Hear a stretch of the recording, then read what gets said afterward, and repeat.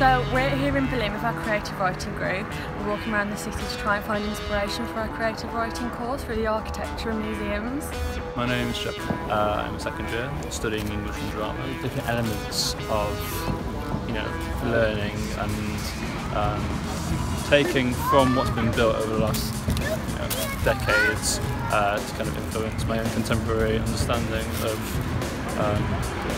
my own perspective. Hi, I'm Magda. I'm on the trip with DMU in Berlin.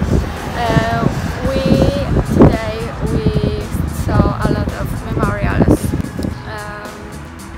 which forced us to think about how people died, and it was incredible to really stand and think a minute about these things, because now we live in a different world. I'm Nathan. I'm studying English literature and creative writing at DMU. Being here in Berlin really helps kind of my ability to kind of write and understand literature, because it's a city kind of like with a very kind of condensed form of history. It's kind of a microcosm of like a lot of what's been happening like 20th and 21st century. So it was really nice to kind of think about this and have a reflection about this.